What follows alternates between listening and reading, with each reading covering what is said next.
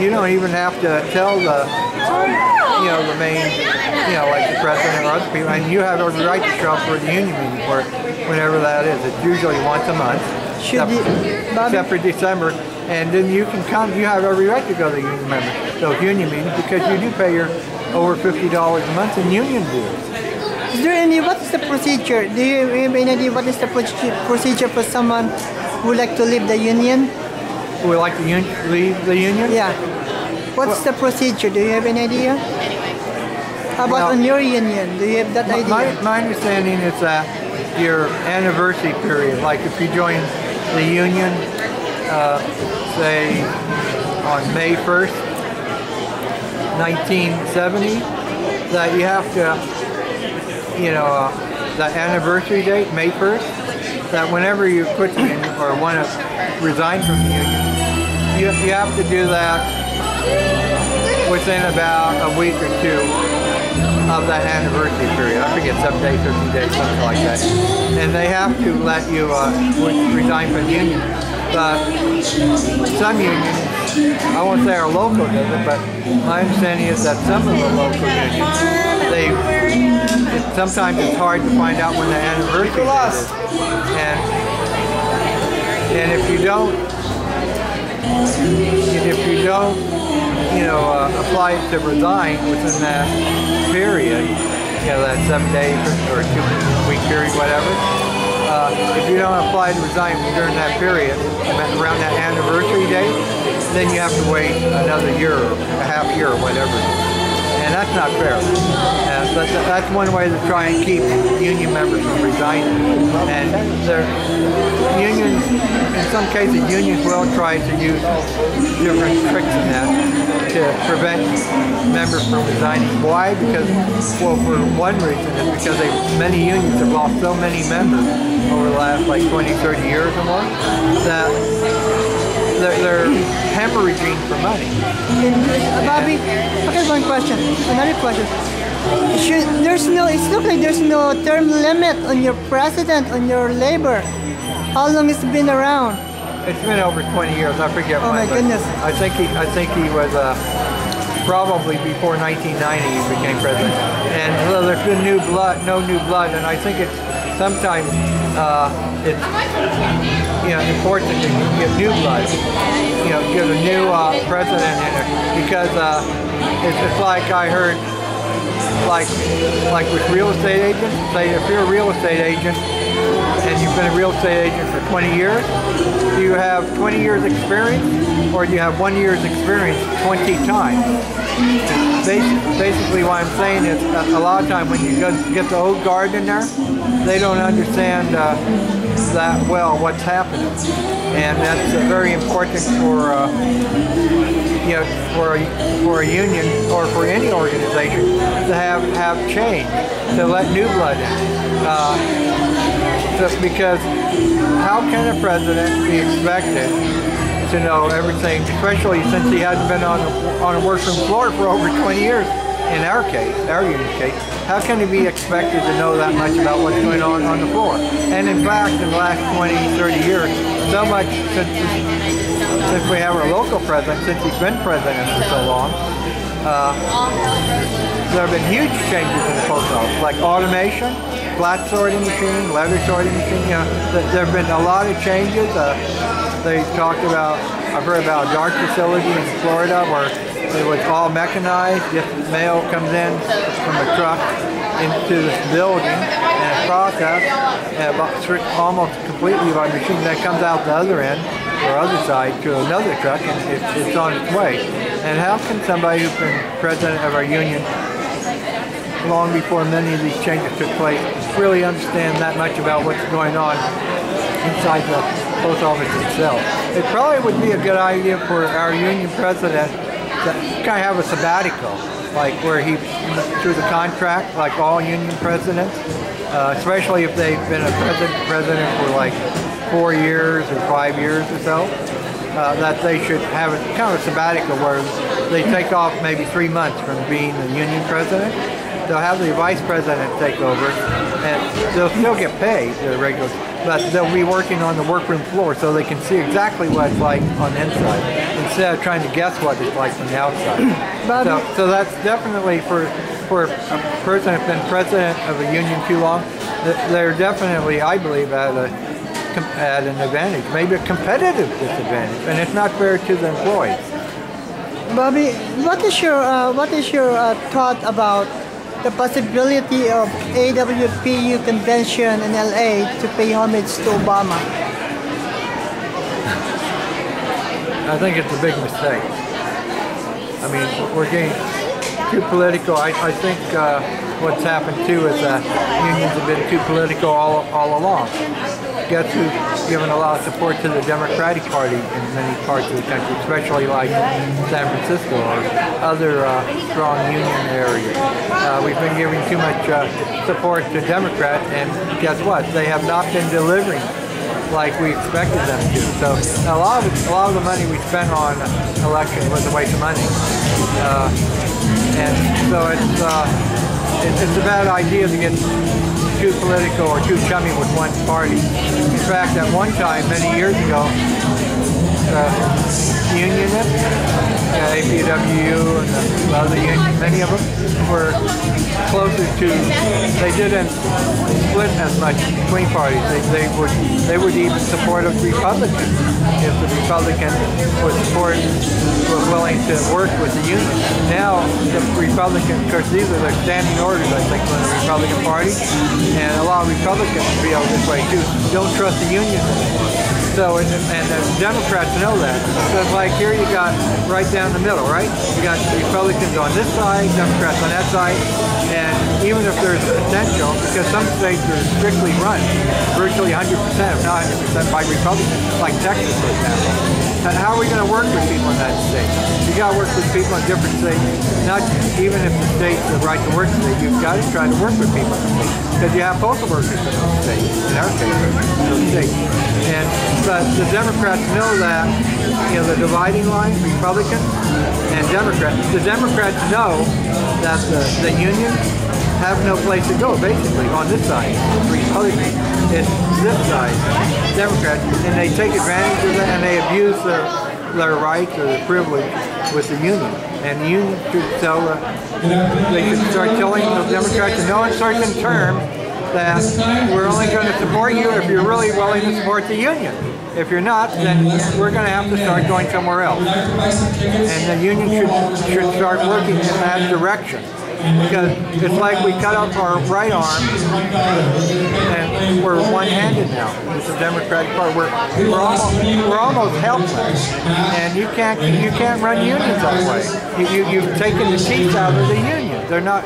That's why unions have been hurting so bad. They whether intentionally, purposely, or inadvertently, or accidentally, it doesn't matter. The unions have been harming themselves by playing this political game that they can't possibly win. In fact, the Democrats are more and more to the right. So it's not like this anymore. It's like Republicans here, the Democrats more and more here too. So where the hell are the unions going on? You can't win this kind of a game. It's a lose-lose game. It's not win-win. It's lose-lose all the time. And we can't afford this anymore because the unions keep getting worse and worse. You see what's happening in Indiana, you see what's happening in New Jersey, you see what's happening in Wisconsin, you see what's happening in Ohio, I think Iowa, I think North Carolina. I mean, Obama is having the National Convention, the Democratic National Convention, I think is in Charlotte, North Carolina this year. Come on, that's more like a right-to-work state. That's a very weak union state, labor union state. And we're going to keep supporting Democrats who have their national convention in a state that's very weak union-wise or even anti-union. I mean, next thing you know, we're going to have our, next national Democratic National Convention, maybe in Arkansas or Mississippi or Louisiana or Texas. Where's that going to put the union? Have the union seen the light yet, or did they see the light at the end of the tunnel, or are they blind like this? It has to change. There's no other choice. Bob? Why should I keep paying union dues to a union that's really working against my interests? And that's a lot of unions are working against their members' interests. I can see at the city level, state level, national level. Unions, I mean, they're just trying to protect, they're trying to keep their ship afloat. Well, there's no sense trying to keep your ship afloat if your ship happens to be the Titanic, because it's going to go down anyway. So you need to, you know, gather your forces, strengthen your unit within, and you need to realize, especially if you're the leader, that your members come first. The Democrats don't come first. Washington, D.C. doesn't come first. The members always come first. An injury to one is an injury to all. And that doesn't mean we're just talking about the top. We're talking about the whole union structure. And it should be, union should be organized and instructed and run from the bottom up. Grassroots, it shouldn't be from the top down. It's way too much top down. Union, the members at the bottom should have, literally should have the final say in most cases. And leaders should have both ears open, not to the Democratic Party, but to their own union members. Bob, would you vote for Obama? Not the way it's going now. I can't say who I vote for, but unless there's a miracle, I mean a miracle, maybe a miracle almost at the level of a Christ on the cross type miracle. You know, that kind of a miracle, something I can see with my own eyes, something that really shows that Obama switching and he's really supporting the people instead of Wall Street. I can never vote for Obama because it doesn't mean I'll vote Republican. But if we're headed down the drain, like the Titanic, the Titanic sinking, what difference does it make whether the Titanic's going to sink in 5 minutes or 5 hours, right? Or 5 days? It's still going to sink, right? And remember, the Republicans, a large bit of the difference. The Republicans are very extreme right, mostly. The Democrats are getting more, not as much extreme, but they're going that way. There's hardly any liberal anymore with the Democratic Party. And so it's just a matter of degree. But what's going to happen, the Republicans are, you know, I mean, they're very bad for this country. And the Democrats, literally by the day, are getting the same way. And that's why I think that it's just a matter of what's the difference whether we support and vote for a Republican where everything collapses, say, maybe within a year or two, or a Democrat where maybe everything collapses in 3 or 4 years. If this country can't afford to be going in that direction, no matter which party, we need to. Bob, I have a question. What do you think about Obama's mandate on the Catholic Church? Mandate on the Catholic Church. I have to check. What happened with the religious freedom? Well, I think what he's doing is very unconstitutional. Obama's going to succeed. Well, what he's going to succeed in destroying the separation between church and state. And he's also, I think he's interfering with people's free conscience. You know, their conscience to believe in what they want to believe. That's why I don't like about Obama. Plus his being unconstitutional. I think the first freedom isn't the first freedom religious liberty? If he's interfering with religious liberty and a person's conscience, then this isn't America anymore. Not the America that I always have proud in. You know, not a democratic America. This is America where the politicians are taking over. And incidentally, how can I respect Obama when he's evidently much more attuned to the interests of the industrial military oil complex, like the military, or to the interests of Wall Street. But he look, the church was around a long time before Wall Street, and I think they have right too. I'm not saying that Obama should just support the Catholic Church and no other church. I think he should support as long as people aren't harming other people and other denominations or other faiths. I think Obama should keep his hands off. An arm length situation as far as churches are concerned. because it's all it is politics. Because the thing with the church, like on abortion, and you know, gay marriage, it was always these are always been wedged issues, and they should probably be dealt with more seriously on the local or state level or something, not the national level. Should what is there's an issue that the Catholic Church are becoming they're seeing the Obama in the Democratic Party as becoming an anti-Catholic party. What do you think about that? Becoming anti-Catholic party? Yeah. Of who? Well, many Catholics activists seeing Obama as a leader of a Democratic Party, and many Democratic politicians like Nancy Pelosi, even the Baxters or Feinstein are becoming outspoken in support of the Obama mandate on the Catholic Church. What do you think about that? You mean they're supporting Obama? Yeah. I think they're hypocrites. They can't be trusted. I had a personal experience. I went to a fundraiser, Labor Council fundraiser, 200-300 people there. That Nancy Pelosi was the keynote speaker, the main speaker, and she talked about health care and that she's going to get the public option no matter what, basically. She lied, because we don't have a public option. And that fundraiser was about, I think, 2009, I believe. So it's been a while ago. But I think it shows the weakness of the union. The union should have called her on that one, and they never did. I never heard the thing on it.